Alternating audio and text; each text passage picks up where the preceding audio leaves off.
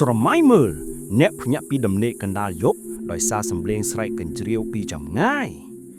អ្នកងើបមុខឡើងទៅមើលបង្អួតហើយឃើញស្រមោលខ្មៅធំអស្ចារ្យកំពុងឈរពីមុខអ្នកភ្នែករបស់វាបញ្ចេញពន្លឺក្រហមឆ្អៅហើយមាត់របស់វាហាមកបង្ហាញធ្មេញស្រួចរាប់មិនអស់តើអ្នកនឹងធ្វើបែបណានេះមិនមែនជារឿងប្រឌិតឡើយវាគឺជារឿងពិតដែលបានកើតឡើងចំពោះលោកធនអ្នកស្រុកបាត់ដំបងដែលបានជីកយកវត្ថុអាតកំបាំងមួយចេញពីដីតើអ្វីទៅដែលគាត់បានរកឃើញហើយតើវាបាននាំមកនូវសេចក្តីស្លាប់ដ៏រន្ធត់បែបណាខ្លះកុំភ្លេច Subscribe Channel របស់យើងឥឡូវនេះដើម្បីកុំឲ្យខកខានរឿងរ៉ាវដ៏ព្រឺព្រួយជាច្រើនទៀតនៅកណ្ដាលទីក្រុងភ្នំពេញដ៏អ៊ូអរដែលពោពេញទៅដោយផ្សែងហុយនិងសម្លេងស៊ីផ្លេគ្មានទីបញ្ចប់លោកធនជាបរិសុទ្ធវ័យកណ្ដាលម្នាក់កំពុងអង្គុយលើកៅអីការិយាល័យចាក់របស់គាត់សម្លឹងមើលគំនូរឯកសារដែលគ្មានទីបញ្ចប់ភ្នែករបស់គាត់ស្រអាប់ដោយភាពនឿយហត់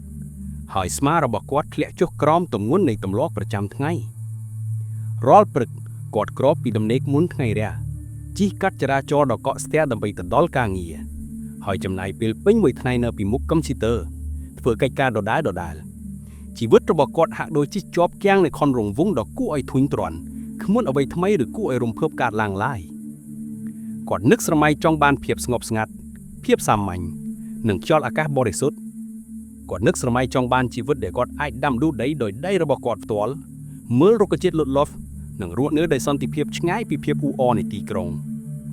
ក្តីសុបិននេះបានលងបន្លាយគាត់ជាច្រើនឆ្នាំមកហើយប៉ុន្តែភាពភ័យខ្លាចនៃការផ្លាស់ប្ដូរនិងការបាត់បង់សិទ្ធិភាព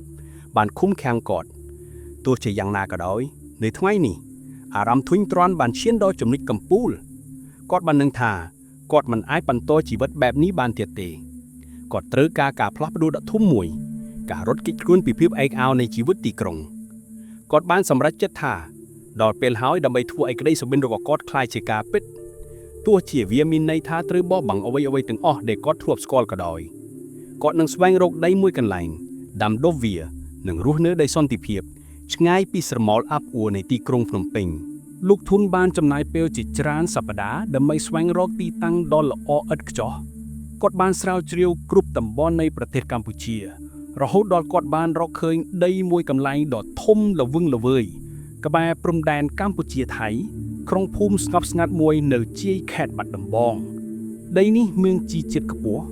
ពោពេញទៅដោយរុក្ខជាតិបៃតងស្រស់និងដើមឈើធំមិនលុបត្រជាក់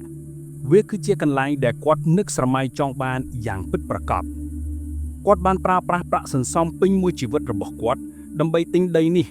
ហើយបានចាប់ផ្ដើមសាងសង់ផ្ទះឈើតូចមួយនៅកណ្ដាលចំការរបស់គាត់មានអារម្មណ៍រំភើបនិងពោពេញដោយក្តីសង្ឃឹមសម្រាប់ជីវិតថ្មីនេះគាត់បានគិតថាទីបំផុតគាត់បានរកឃើញឋានសួគ៌ផ្ទាល់ខ្លួនរបស់គាត់ហើយគាត់បានចំណាយពេលជាច្រើនថ្ងៃធ្វើការងារដោយខ្លួនឯងដោយមានជំនួយពីអ្នកភូមិខ្លះរាល់ព្រឹកគាត់ភ្ញាក់ពីដំណេកដោយសំឡេងបក់សៃយំនិងក្លិនផ្កាព្រៃគាត់បានដាំដំណាំជាច្រើនប្រភេទរួមមានស្រូវពោតដំឡូងនិងបន្លែជាច្រើនទៀតគាត់បានមើលឃើញខ្លួនឯងคล้ายជាកសិករពេញលក្ខណៈរួមនៅដោយសាមញ្ញនិងសុខសាន្តទោះជាយ៉ាងណាក៏ដោយគាត់មិនបានដឹងថាភាពស្ងប់ស្ងាត់នៃទីកន្លែងនេះលាក់បាំងនៅរឿងរ៉ាវដ៏ខ្មៅងងឹតនិងអត្តកំបាំងដែលលងបន្លាចអ្នកភូមិអស់ជាច្រើនចំនួនមកហើយនោះទេគាត់ពោពេញទៅដោយក្តីសុបិននិងផែនការសម្រាប់អនាគតប៉ុន្តែគាត់មិនបានដឹងថាជោគវាសនារបស់គាត់បានកំណត់ទុកជាមុនដោយអំណាចដ៏ខ្មៅងងឹតដែលកំពុងរងចាំគាត់នៅក្នុងដីនោះ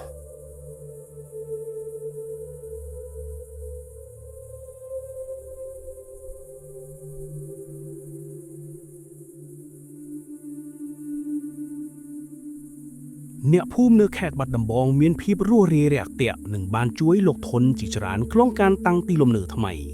ពួកគេបានចែករំលែកចំណេះដឹងអំពីការដាំដុះនិងប្រពៃណីរបស់ពួកគេទោះជាយ៉ាងណាក៏ដោយលោកធនបានកត់សម្គាល់ឃើញនូវភាពភ័យខ្លាចដ៏ចម្លែកមួយនៅក្នុងក្រសែភ្នែករបស់ពួកគេនៅពេលដែលពួកគេនិយាយអំពីតំបន់ជុំវិញដីរបស់គាត់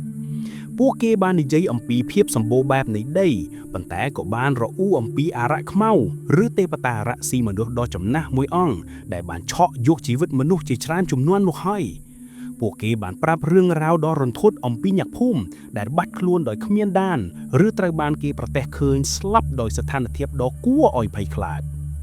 រឿងព្រេងនិទានទាំងនេះត្រូវបានគេនិយាយតៗគ្នាពីមាត់មួយទៅមាត់មួយដោយបានคล้ายជាផ្នែកមួយនៃអត្តសញ្ញាណរបស់ភូមិលោកធុនដែលជាអ្នកមានការអប់រំនិងមកពីទីក្រុងបានបដិសេធរឿងទាំងនេះថាគ្រាន់តែជាជំនឿអបិយជំនឿចាស់ៗប៉ុណ្ណោះគាត់ជឿលើវិទ្យាសាស្ត្រនិងតក្កវិទ្យាមិនមែនលើរឿងព្រេងនិទានខ្មោចលងនោះទេគាត់គិតថាអ្នកភូមិគ្រាន់តែជាមនុស្សឆោតល្ងង់ដែលងាយនឹងជឿរឿងមិនពិតគាត់បានសោយចំអកដាក់រឿងព្រេងនិទានទាំងនេះហើយបានបន្តធ្វើការងាររបស់គាត់ដោយគ្មានការភ័យខ្លាចគាត់មិនបានដឹងថា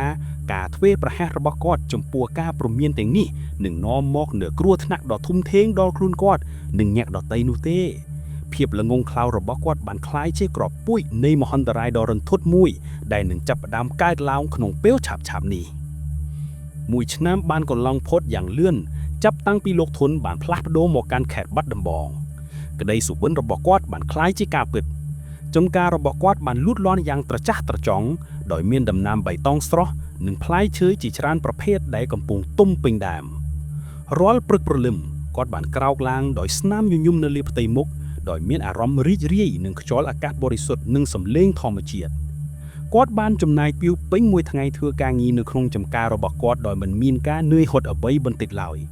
ការធ្វើកសិកម្មបានក្លាយជាចំណង់ចំណូលចិត្តថ្មីរបស់គាត់ហើយគាត់មានមោទកភាពចំពោះអ្វីដែលគាត់បានសម្រេចភាពស្ងប់ស្ងាត់នៃជីវិតជនបទបានធ្វើឲ្យគាត់មានអារម្មណ៍សប្បាយរីករាយនិងពេញចិត្ត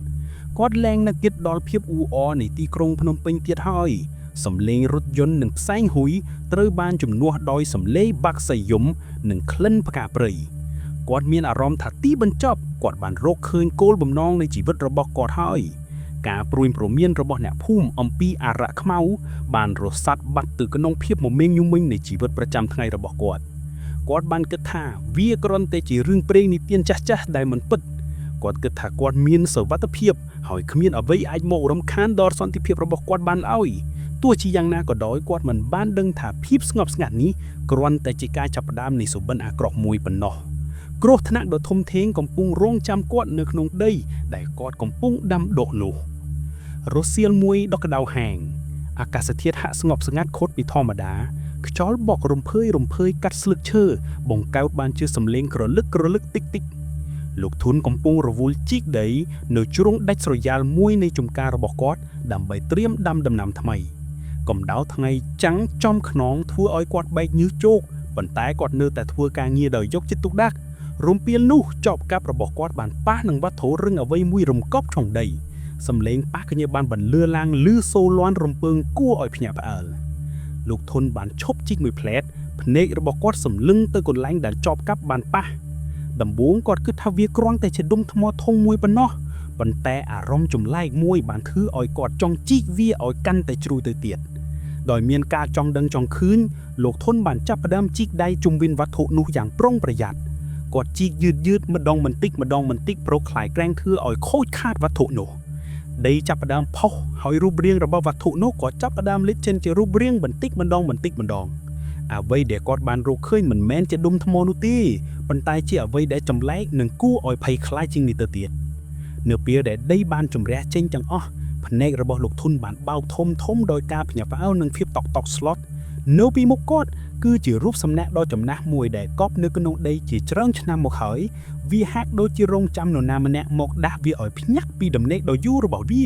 រូបសំណាកដែលបានរកឃើញនោះមិនមែនជារូបសំណាកធម្មតានោះទេ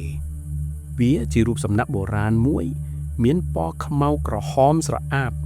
ដូចជាវាត្រូវបានលាបដោយឈាមស្ងួតរាប់សតវត្សមកហើយ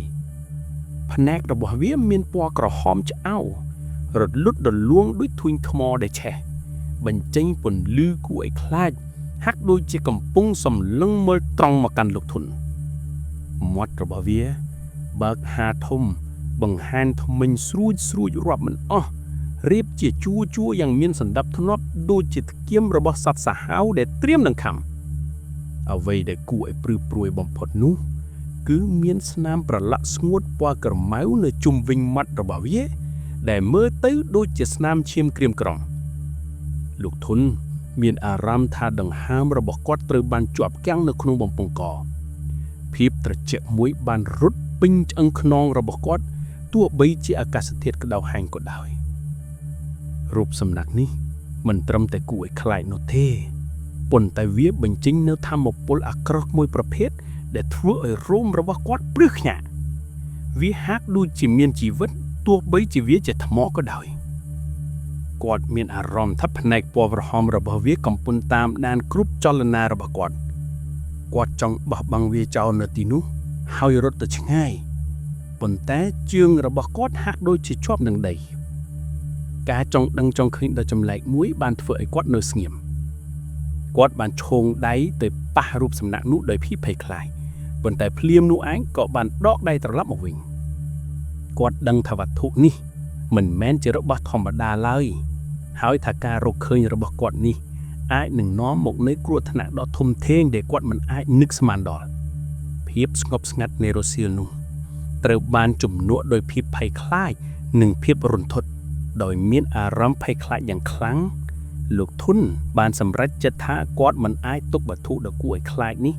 នៅឯចំការរបស់គាត់បានឡើយគាត់បានរុំរូបសំណាកនោះដោយក្រណាត់ក្រាស់មួយយ៉ាងប្រុងប្រយ័ត្នហើយបានយកវាទៅវត្តភ្នំដែលជាវត្តក្នុងស្រុកដ៏ចំណាស់មួយនៅពេលគាត់ទៅដល់វត្តព្រះសង្ឃនិងក្លេងវត្តដែលកំពុងអង្គុយលេងនៅមុខគុតនឹងបានងាកមកមើលគាត់ទុកមុខរបស់ពួកគេប្រែប្រួលភ្លាមពីភាពស្ងប់ស្ងាត់ទៅជាភាពតុកស្ទុកនៅពេលដែលពួកគេបានឃើញវត្ថុដែលលោកធុនកំពុងកាន់ភ្នែករបស់ពួកគេបើកធំហើយមាត់របស់ពួកគេហាដោយការភ្ញាក់ផ្អើលព្រះសង្ឃមួយអង្គដែលមានវ័យចំណាស់ជាងគេនិងជាព្រះគ្រូចៅអធិការបានក្រោកឈរឡើងភ្លាមទុកមុខរបស់គាត់ស្លែកស្លាញ់ហើយភ្នែករបស់គាត់ពូពេញទៅដោយក្តីបារម្ភយ៉ាងខ្លាំងឧបាសកកុំទាន់ធ្វើអ្វីសិនយកទេវរូបនោះមកឲ្យអាត្មាឆាប់ព្រះគ្រូចៅអធិការបានមានបន្ទូលដោយសំឡេងញ័រក្មេងវត្តមួយញាក់ឈ្មោះចយក៏រត់ទៅតាមព្រះសង្ឃមួយអង្គទៀតវត្តទាំងមូលហាក់ដូចជាមានភាពតានតឹងភ្លាមលោកធុនមិនធ្លាប់ឃើញព្រះសង្ឃភ័យខ្លាចបែបនេះពីមុនមកទេដែលធ្វើឲ្យគាត់កាន់តែភ័យខ្លាចថែមទៀតគាត់បានប្រគល់រូបសំណាកនោះទៅឲ្យព្រះគ្រូចៅអធិការដោយដៃញ័រនៅពេលដែលព្រះគ្រូចៅអធិការបានទទួលរូបសំណាកនោះមកកាន់ដៃគាត់ហាក់ដូចជាមានអារម្មណ៍ថាមានថាមពលអាក្រក់មួយហូរចេញពីវាគាត់បានចាប់ផ្ដើមសូត្រធម៌បន្តិចបន្តួចហើយទុកមុខរបស់គាត់កាន់តែព្រួយបារម្ភថែមទៀតលោកធុនបានឈរមើលដោយភាពងឹងឆ្ងល់ហើយភ័យខ្លាចគាត់សង្ឃឹមថាវត្តនេះនឹងអាចផ្ដល់ទីជម្រកនិងសន្តិភាពពីវត្ថុដ៏អាក្រក់ដែលគាត់បានរកឃើញព្រះគ្រូចៅអធិការបានដើរយ៉ាងលឿនឆ្ពោះទៅកាន់មែនបូជាសពនៅបរិវេណវត្តទុកមុខរបស់គាត់ស្លែកស្លាំងតែពោពេញទៅដោយការតាំងចិត្តលោកធុននិងព្រះសង្ឃដទៃទៀតបានដើរតាមពីក្រោយយ៉ាងជិតស្និទ្ធដោយមានអារម្មណ៍ភ័យខ្លាចព្រះគ្រូចៅអធិការបានដាក់រូបសំណាកនោះចុះទៅក្នុងមឈូសឈើចាស់មួយហើយបានបិទគម្របមឈូសយ៉ាងលឿនលោកបានបញ្ជាឲ្យព្រះសង្ឃមួយអង្គទៀតរៀបចំខ្សែសីមាជុំវិញមឈូសខ្សែសីមាពណ៌សនោះបានចងយ៉ាងតឹងណែនហាក់ដូចជាកំពុងគុំខ្ទេញអ្វីដែលគ្រោះថ្នាក់បំផាត់បន្ទាប់មកព្រះគ្រូចៅអធិការបានចាប់ផ្ដើមសូត្រធម៌សំឡេងសូត្រធម៌របស់ព្រះគ្រូមិនមែនជាភាសាបាលីឬសំឡេងសូត្រធម៌ធម្មតាដែលលោកធុនធ្លាប់បានឮនៅក្នុងវត្តនោះទេវាគឺជាភាសាដ៏ចំណាស់មួយសំឡេងរបស់វាលាន់រំពើងគួរឲ្យខ្លាចហាក់ដូចជាកំពុងកៅហៅអ្វីមួយពីពិភពផ្សេងព្រះភិក្ខុសង្ឃទាំងពីរអង្គបានអង្គុយទូលមុខគ្នាកាន់ខ្សែសីមាជាប់នឹងដៃហើយបិទភ្នែកសូត្រធម៌យ៉ាងតាំងចិត្តញើសហូរចុះមកតាមធ្ពួររបស់ព្រះអង្គបង្ហាញពីកម្លាំងកាយចិត្តដែលព្រះអង្គគ្រប់អង្គបានប្រើប្រាស់ក្នុងពិធីនេះលោកធុនបានឈរមើលដោយភាពងឿងឆ្ងល់ហើយភ័យខ្លាចគាត់មានអារម្មណ៍ថាមានថាមពលដ៏ចម្លែកមួយកំពុងហូរពេញបរិយាកាសអាកាសហាក់ដូចជាកាន់តែត្រជាក់ហើយស្រមោលក៏រំលេងយ៉ាងចម្លែកនៅជុំវិញគេទាំងអស់គាត់ដឹងថាពិធីនេះមិនមែនជារឿងលេងសើចនោះទេហើយព្រះសង្ឃកំពុងប្រឈមមុខនឹងគ្រោះថ្នាក់ដ៏ធំធេងដើម្បីជួយគាត់សំឡេងសូត្រធម៌បានបន្តលាន់រំពើងរហូតដល់ទីបញ្ចប់វាបានស្ងប់ស្ងាត់ទៅវិញ ភាពស្ងប់ស្ងាត់មួយបានគ្រប់រងនៅបរិវេណវត្តបន្សល់តែសំឡេងខ្យល់បក់រំភើយពិធីបានបញ្ចប់ប៉ុន្តែលោកធុនមានអារម្មណ៍ថាមិនទាន់ចប់ទាំងស្រុងឡើយទេបន្ទាប់ពីពិធីដ៏អធិកកំបាំងត្រូវបានបញ្ចប់ព្រះគ្រូចៅអធិការលោកធុននិងព្រះសង្ឃមួយអង្គទៀតបានដើរត្រឡប់មកកាន់កូដីវិញទឹកមុខរបស់ព្រះគ្រូចៅអធិការនៅតែបង្ហាញពីភាពតក់ស្លុតនិងក្តីបារម្ភយ៉ាងខ្លាំងលោកបានមានបន្ទូលទៅកាន់លោកធុនដោយសំឡេងធ្ងន់ធ្ងរថាឧបាសកទេវរូបនេះជាវត្ថុបុរាណរបស់ខ្មែរហើយអ្នកភូមិយើងតែងតែហៅវាថាអារក្សខ្មៅឬទេវតាស៊ីមនុស្សវាបានបាត់ខ្លួនពីភូមិនេះអស់ជាច្រើនទសវត្សរ៍មកហើយគ្មាននរណាម្នាក់ដឹងថាវាទៅទីណាទេរហូតដល់យោមបានរកឃើញវាលោកធុនបានស្ដាប់ដោយយកចិត្តទុកដាក់ភាពភ័យខ្លាចបានរត់ពេញខ្លួនរបស់គាត់នៅពេលឮពាក្យទាំងនេះព្រះគ្រូចៅអធិការបានបន្តថាពិធីដែលអាត្មាបានធ្វើឥឡូវនេះគ្រាន់តែអាចទប់វាបានមួយរយៈប៉ុណ្ណោះវានឹងវិលត្រឡប់មកវិញក្នុងពេលឆាប់ៗនេះវាមានតែមួយគត់ដែលអាត្មាអាចធ្វើបានគឺការពារឧបាសកពីវាលោកបានហុចកន្សែងក្រមាអំបោះយន្តទូចមួយពណ៌សលឿមទៅឲ្យលោកធុនក្រមាយន្តនេះនឹងជួយឲ្យវាមើលខ្ញុំមិនឃើញយកវាដាក់ជាប់ខ្លួនជានិច្ចហើយកុំដកវាចេញឲ្យសោះអាត្មាបានចាត់អ្នកភូមិម្នាក់ឲ្យទៅតាមលោកគ្រូអ្នកសច្ចាំងខ្មែរដ៏ចំណានមួយរូបដើម្បីមកធ្វើពិធីបង្ក្រាបអារក្សខ្មៅនេះឲ្យបានជាស្ថាពរតែមិនដឹងថាគាត់នឹងមកដល់ពេលណាទេលោកធុនបានទទួលក្រមាយន្តនោះដោយដៃញ័រគាត់មានអារម្មណ៍ថាជីវិតរបស់គាត់កំពុងស្ថិតនៅក្នុងគ្រោះថ្នាក់ដ៏ធំធេងការប្រុងប្រយ័ត្នរបស់ព្រះគ្រូចៅអធិការបានធ្វើឲ្យគាត់កាន់តែភ័យខ្លាចគាត់មិនដឹងថាគាត់គួរធ្វើអ្វីទៀតនោះទេគាត់គ្រាន់តែសង្ឃឹមថាការពាររបស់ព្រះគ្រូចៅអធិការនិងក្រមាយន្តនោះនឹងគ្រប់គ្រាន់ដើម្បីជួយសង្គ្រោះជីវិតរបស់គាត់រហូតដល់លោកគ្រូអ្នកសច្ចាំងមកដល់យប់នោះភាពភ័យខ្លាចបានគ្របដណ្ដប់លើបរិវេណវត្តលោកធុនដែលត្រឡប់មកដល់ផ្ទះវិញមិនអាចសម្រាកបានឡើយគាត់នៅតែបារម្ភពីភាពប្រុងប្រយ័ត្នរបស់ព្រះគ្រូចៅអធិការរំពេចនោះសំឡេងដ៏ខ្ទងខ្ទមមួយបានបន្លឺឡើងពីមែនបូជាសពនៅក្នុងវត្តធ្វើឲ្យលោកធុនព្រឺសម្បូរខ្ញាក់ព្រះគ្រូចៅអធិការដែលកំពុងសម្រាកនៅក្នុងកូដីរបស់លោកក៏បានឮសំឡេងនោះដែរលោកបានប្រញាប់ចុះពីកូដីទាំងយប់ដើម្បីទៅមើលថាតើមានរឿងអ្វីកើតឡើងនៅពេលលោកទៅដល់មែនលោកក៏បានឃើញទិដ្ឋភាពដ៏គួរឲ្យរន្ធត់មួយរូបសំណាក់អារក្សខ្មៅដែលត្រូវបានឃុំឃាំងនៅក្នុងមឈូសនោះឥឡូវនេះបានប្រែរូបរាងទៅជាបិសាចដ៏ធំសម្បើមមួយវាមានកម្ពស់ខ្ពស់ស្គមស្កៃរាងកាយរបស់វាខ្មៅងងឹតដូចស្រមោលហើយភ្នែកក្រហមឆ្អៅរបស់វាបញ្ចេញពន្លឺគួរឲ្យខ្លាចដូចជាភ្លើងនរកវាបានកំពុងដើរត្រុកនៅជុំវិញមែនងើយក្បាលធំរបស់វាសម្លឹងឆ្វេងស្ដាំហាក់ដូចជាកំពុងស្វែងរកអ្វីមួយសំឡេងគ្រោះហើមរបស់វាបានលាន់រំពងពេញអាកាសធ្វើឲ្យដើមឈើទាំងឡាយញ័ររំជួយព្រះគ្រូចៅអធិការបានដឹងភ្លាមថាអារក្សខ្មៅបានរំដោះគ្រឿនហើយវាប្រកាសជាកំពុងស្វែងរកចំណីបើមិនបង្អង់យូរលោកក៏បានត្រឡប់ទៅកូដីវិញយកកន្សែងក្រមាយន្តជាច្រើនហើយប្រញាប់ប្រញាល់ចេញទៅក្រៅដើម្បីទៅប្រុងប្រយ័ត្នអ្នកភូមិនិងចែកក្រមាយន្តដល់អ្នកភូមិលោកដឹងថាពេលវេលាមិនរងចាំឡើយហើយថាលោកត្រូវតែធ្វើអ្វីមួយដើម្បីជួយសង្គ្រោះអ្នកភូមិរបស់លោកបានបួងសួងសុំឲ្យព្រះជួយការពារលោកនិងអ្នកភូមិរបស់លោកពីបិសាចដ៏សាហាវនេះព្រះគ្រូចៅអធិការរត់កាត់ទីធាវត្តក្នុងភាពងងឹតសួនឈឹងដោយកាន់កន្សែងក្រមាយន្តជាប់នឹងបៃហាក់ដូចជាកាន់ក្តីសង្ឃឹមចុងក្រោយសំឡេងបេះដូងរបស់លោកលោតញាប់ខ្លាំងនៅក្នុងទ្រូងរបស់លោកខ្យល់អាកាសហាក់ដូចជាកាន់តែធ្ងន់និងត្រជាក់ជាងមុនរហូតធ្វើឲ្យរោមខ្ញាក់រំពេចនោះពេលលោកទៅដល់ផ្លូវចូលភូមិលោកក៏បានបង្អង់ដំណើរយ៉ាងគំហុកនៅចំពីមុខលោកគឺរូបរាងដ៏ខ្មៅងងឹតរបស់អារក្សខ្មៅដែលមានទំហំស្មើនឹងដើមត្នោតកំពុងឈររាំងផ្លូវភ្នែកក្រហមឆ្អៅរបស់វាបានសម្លឹងចំមកកាន់លោក ហាក់ដូចជារីករាយនឹងភាពភ័យខ្លាចរបស់លោកព្រះគ្រូចៅអធិការបានដឹងថាការលាក់ខ្លួនពិតជាគ្មានប្រយោជន៍ឡើយលោកបានក្តាប់កន្សែងក្រមាយ័នយ៉ាងណែនហើយទប់ដង្ហើមដើម្បីសង្ឃឹមថាវាអាចជួយឲ្យបិសាចនោះមើលមិនឃើញលោកមួយសន្ទុះក្រោយមកអរៈខ្មៃបានបញ្ចេញសំឡេងគ្រហើមយ៉ាងខ្លាំងមុននឹងវាលើកដៃដ៏ធំសម្បើមរបស់វាឡើងទៅអោងអាកាស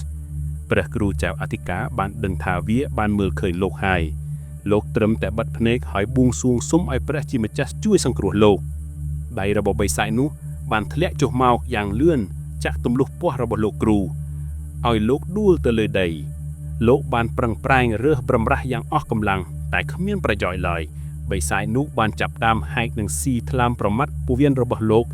យ៉ាងព្រៃសាយដូចជាសត្វតិរច្ឆានដែលស្រហែឃ្លានសំឡេងស៊ីបនលឺតែខ្វាច់គួរឲ្យរន្ធត់ហាក់ដូចជាវាកំពុងរីករាយនឹងចំណីរបស់វាឈាមស្រស់បានហូរចេញពីខ្លួនរបស់លោកគ្រូត្រាំដីទៅជាពណ៌ក្រហមឆ្អៅជីវិតរបស់លោកគ្រូត្រូវបានបញ្ចប់ទៅដោយភាពឈឺចាប់និងភាពរន្ធត់ដើម្បីប៉ាការពារអ្នកភូមិរបស់លោកយប់កាន់តែជ្រៅទៅភាពភ័យខ្លាចរបស់លោកធុនក៏កាន់តែកើនឡើងទ្វេដងសំឡេងសត្វគោក្របីនៅក្នុងភូមិបានស្រែកយំលាន់រំពងពេញអាកាសហាក់ដូចជាកំពុងប្រមានពីគ្រោះថ្នាក់ដែលជិតមកដល់សំឡេងទាំងនោះបានធ្វើឲ្យបរិយាកាសកាន់តែអាប់អួរនិងគួរឲ្យខ្លាចលោកធុនបានលុបលួចញាក់ខ្លួនទៅមើលតាមបង្អួតផ្ទះរបស់គាត់ដោយប្រុងប្រយ័ត្នពន្លឺភ្លើងព្រាលពីចម្ងាយនៅលើផ្លូវបានធ្វើឲ្យគាត់អាចមើលឃើញអ្វីមួយបានយ៉ាងច្បាស់វាគឺជារូបសំណាកអរៈខ្មៅដដែលនោះប៉ុន្តែឥឡូវនេះវាមានទំហំធំជាងមុនទៅទៀតវាកំពុងដើររនេងរនងចុះឡើងហាក់ដូចជាកំពុងស្វែងរកអ្វីមួយនៅក្នុងភាពងងឹតភ្នែកក្រហមឆ្អែងរបស់វាបានបញ្ចេញពន្លឺគួរឲ្យខ្លាចដែលធ្វើឲ្យលោកធុនព្រឺសម្បូរខ្ញាគាត់មានអារម្មណ៍ថាដង្ហើមរបស់គាត់ត្រូវបានជាប់គាំងនៅក្នុងបំពង់កភាពភ័យខ្លាចបានធ្វើឲ្យបេះដូងរបស់គាត់លូតញាប់ញ័រខ្លាំងហាក់ដូចជាវាចង់ផ្ទុះចេញពីទ្រូងគាត់បានថយក្រោយបន្តិចម្ដងពីបង្អួចផ្ទះរបស់គាត់ហើយបានអង្គុយលាក់ខ្លួននៅក្នុងជ្រុងមួយនៃបន្ទប់ដោយគ្របមុខរបស់គាត់ដោយដៃគាត់បានអធិដ្ឋានសូមឲ្យវេលាដ៏អាក្រក់នេះកន្លងផុតទៅយ៉ាងឆាប់រហ័សបំផុតរាល់សំឡេងក្រហឹមរបស់បិសាចនោះបានធ្វើឲ្យបេះដូងរបស់គាត់លូតញាប់ញ័រគាត់ដឹងថាជីវិតរបស់គាត់កំពុងស្ថិតក្នុងគ្រោះថ្នាក់ដ៏ធ្ងន់ធ្ងរហើយគាត់គ្មានផ្លូវរត់គេចបានឡើយភាពអស់សង្ឃឹមបានគ្របដណ្ដប់លើគាត់លុះព្រឹកឡើងលោកធុនបានប្រញាប់ប្រញាល់ទៅវត្តភ្នំភ្លាមដើម្បីសាកសួររកព្រះគ្រូចៅអធិការគាត់សង្ឃឹមថាព្រះគ្រូមានសុវត្ថិភាពហើយអាចផ្ដល់ជំនួយដល់គាត់នៅពេលគាត់ទៅដល់វត្តភាពស្ងៀមស្ងាត់ដ៏គួរឲ្យខ្លាចបានគ្របដណ្ដប់លើបរិវេណវត្តទាំងមូលគ្មានសំឡេងសូត្រធម៌ឬសំឡេងក្មេងវត្តលេងកម្សាន្តឡើយគាត់បានឃើញក្មេងវត្តម្នាក់ឈ្មោះចយអង្គុយអោនមុខចុះនៅក្រោមដើមពោធិ៍ចាស់មួយទឹកមុខរបស់ចយស្លេកស្លាំងហើយភ្នែករបស់គាត់ហើមរហូតធ្វើឲ្យលោកធុនដឹងថាមានរឿងអាក្រក់កើតឡើងលោកធុនបានចូលទៅជិតចយហើយសួរដោយសំឡេងញ័រថាចយព្រះគ្រូនៅឯណាមានរឿងអីកើតឡើងចយបានងើបមុខឡើងសម្លឹងមើលលោកធុនភ្នែករបស់គាត់ពោពេញដោយទឹកភ្នែកលោកពូព្រះគ្រូបានសុគតហើយចយបាននិយាយដោយសំឡេងខ្សាប់ពាក្យទាំងនេះបានធ្វើឲ្យបេះដូងរបស់លោកធុនឈឺចាប់គាត់មានអារម្មណ៍ថាដីកំពុងរើនៅក្រោមជើងរបស់គាត់បិសាចនោះវាស៊ីគាត់បាត់ហើយចយបានបន្តដោយទឹកភ្នែកហូរស្រក់ជុំមកតាមថ្ពាល់លោកពូត្រូវระวังតួអីដីណាមិនយូរមិនឆាប់វានឹងត្រឡប់មករកលោកពូវិញមិនខានព្រោះលោកពូជាអ្នកដែលដាស់វាឲ្យភ្ញាក់ពីដំណេកពាក្យរបស់ចយបានធ្វើឲ្យលោកធុនព្រឺសម្បូរខ្ញាក់